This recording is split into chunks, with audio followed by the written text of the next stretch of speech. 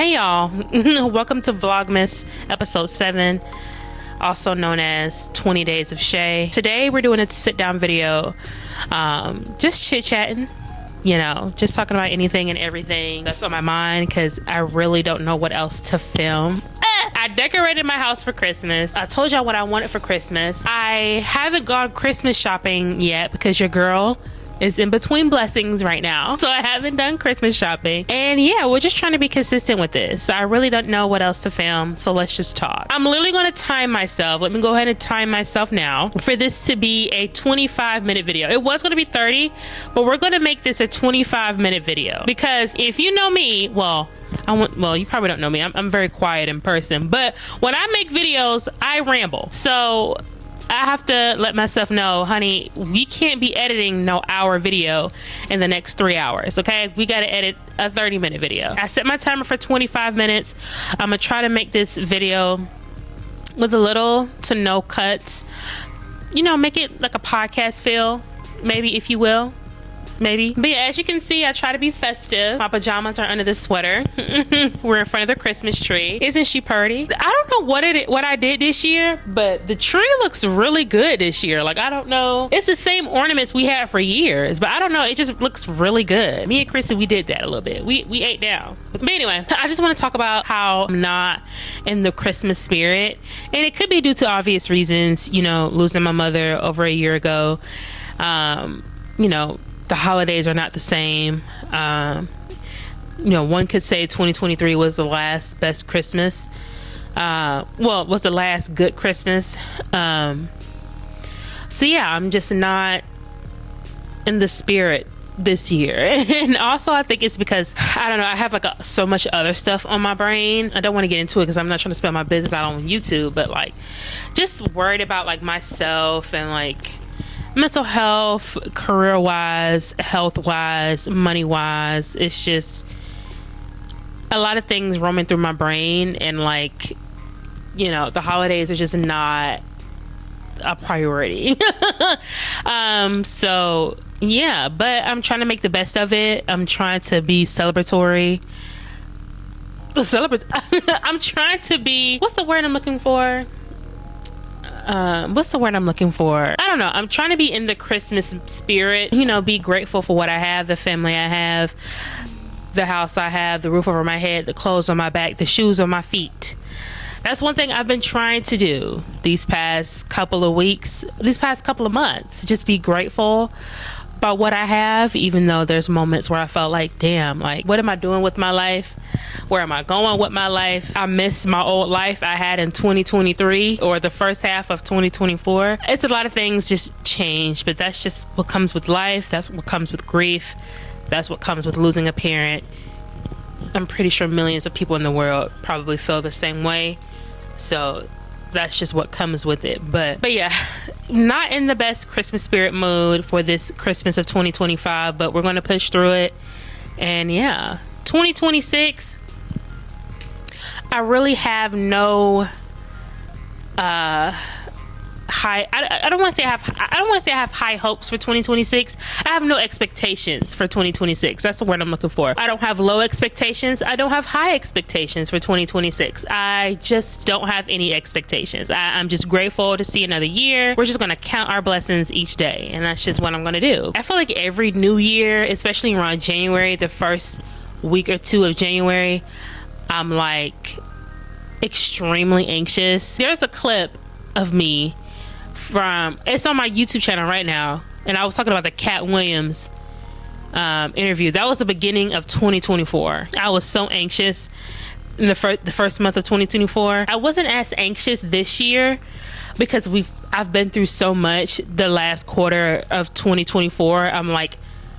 2025, okay, we're here. 2025, I would say, was a pretty decent year. You know, I traveled, you know, we went to Atlanta twice. We did go see Beyonce. Obviously there were moments that were sad, but all in all, I would say there were some great moments, especially in the first half. But I guess that's enough for me being sad. I guess we can move on. What's another subject that we can talk about? So if you don't know, I have a commentary channel called So Shay Speaks, and that is my channel where I'm going to do a lot of like commentary videos about certain subjects. I have to film this weekend because, you know, I got to get on the ball. I got to get on it while it's hot. So I need to make a video about the Diddy documentary. I'm not going to dive deep into it in here because I really want to dive deep into it on my commentary channel. But honey, let me just say this. Nothing in that documentary was shocking. Nothing. There was not one thing that was shocking to me. Everything kind of adds up. Like, everyone knew that Diddy did not treat Biggie well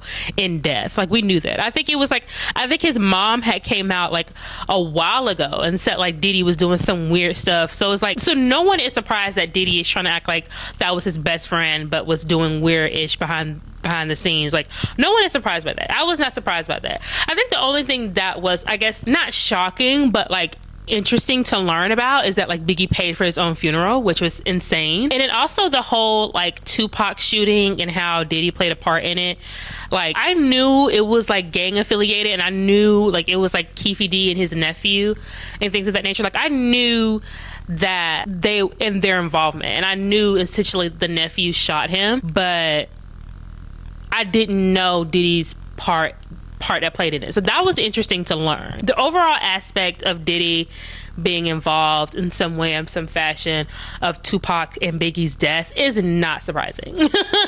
It's indeed not surprising, because if you went to a hood barbershop or a hood beauty salon ever in your life, that subject comes up at least once or twice a month. In the Black community, we've been said this for years. I recall my mother saying this at one point in time. What I also will mention is why is that documentary the #1 viewing show on Netflix? Mind you, Stranger Things came out a week prior. Stranger Things, probably the #1 most popular, most famous show in the world,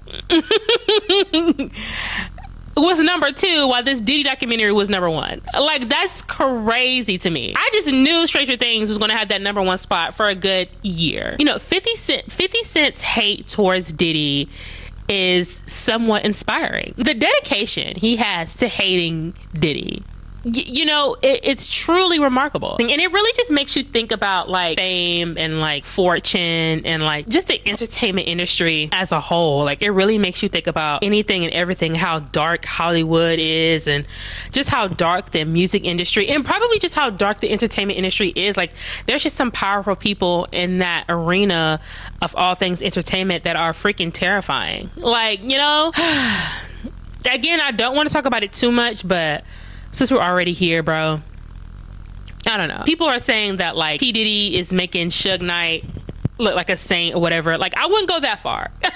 Now listen, one thing I will say about Suge Knight is that he's a wolf in wolf clothing. Like, he has never been seen as like your neighborhood Spider-Man. Like, he's never been perceived as like this friendly person or whatever. But like P. Diddy, he's always been perceived as someone who's for the people, trying to uplift black people, trying to bring money back into the community. I'm here to lift everybody up, everybody eat. Like, I'm here to uplift, whatever.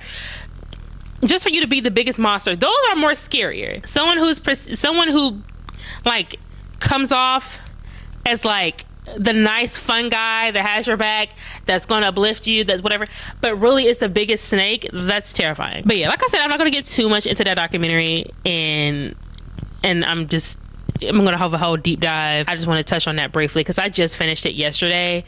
So yeah, since we're on the topic of Netflix, I guess we could talk about Stranger Things too. I was going to make a deep dive on that, but I just feel like it's just not, I don't know, I'm not invested, you know, to make a whole video about that subject. But I don't know, it still may come. I don't know. I know I'm jumping from subject to subject, but that's what this video is about. This is a chit chat. We're just talking. One thing I will say about this season of Stranger Things, like I'm currently rewatching the early seasons. I'm on season 2 right now, and it's like, bro, season 5, it looks like a freaking Marvel movie compared to season 1 and season 2. And obviously the budget increased, and I understand that. Like, get your money. At the end of the day, like the shows, you know, I don't want to critique it too much because I'm just trying to enjoy it. But let's talk about the first episode of the new season, bro. Actually, the opening was slow as hell. It was slow as hell. Like we was watching it at my granddaddy house. No, we was watching it here, me and Chrissy, and I was like, all right, let's get to the action. Like, let's get to this. Like, you know how in the beginning of every season they play this catch-up game. Like, I don't give a damn what Murray is doing. I don't give a damn what y'all were doing in the past 6 months. Like, I don't care. Let's get to the action. Where is the Demogorgons? Where is Vecna? Let's get to the point. They were just playing catch-up. Oh, this is what's been going on. I don't care. We didn't get into the action until like 30 minutes into the first episode. Like, oh my God. But I'm guessing we'll see on Christmas how the rest of the episodes are going to look. But so lastly, I guess I could just talk about like my mental health. Like, I guess, you know, in the beginning of the video, I did mention that, like, you know, I've just been having a lot on my mind and my mental health and stuff like that. But, you know, just as far as like, and also just about, you know, how I feel about my life or whatever. I guess in like what I am proud of, I will say is that I've been walking a mile every day, walking for 40 minutes every day. I've been drinking my water. I haven't had sweet tea. Sweet tea, if you know me, sweet tea is my girl. I haven't had sweet tea in nearly 2 months. I'm so proud of myself. Like, that's one thing I am just trying to do. I'm just trying to glow up in 2026. Even though I've been walking every day, I felt like, I don't know, that may not be working. I may have to do some like hard, you know, weightlifting or whatever, I don't know. But yeah, and just being disciplined, like for example with my content here, like I've just been trying to better myself in different aspects of my life. I could feel myself transforming, but it's a slow transformation. But either way, it's transformation. We just got to be patient and go from there. Like I said, I know this video was all over the place, but I really just wanted to do like a chit chat as far as like rambling session, just like a talk session during the holidays and during Vlogmas, aka 20 Days of Shea. But yeah, I'm gonna try to be consistent with these videos. Hopefully it doesn't take me long to edit this video because I'm trying to do little to no editing to make it feel like a podcast feel. But don't know what I'm gonna film tomorrow to have up by Saturday, but tomorrow is a worry of itself. That's one of my mottos. But yeah, we are reaching the 22-minute mark. I think that's all I have to say for today. I thank you for listening to me ramble. I'm gonna try to edit this down. I don't even know how many minutes this is gonna be, but I appreciate you for staying the entire video if you did decide to stay the entire video. And I do hope you have a great Christmas and a great holiday. If you are going through the same thing I am going through when it comes to grief and just losing a parent or losing a family member, and you know, and the holidays are hard, girl, you are not alone, girl. I am with you. I am with you on that. But we will get through this, and better days are coming. And that's all I got to say. Thank y'all so much for watching this video. I do hope you guys like, comment, and subscribe. Share this with your friends, and I'll see y'all tomorrow. Hopefully, because I still don't know what I'm filming. Merry Christmas, and I'll see y'all in the next video.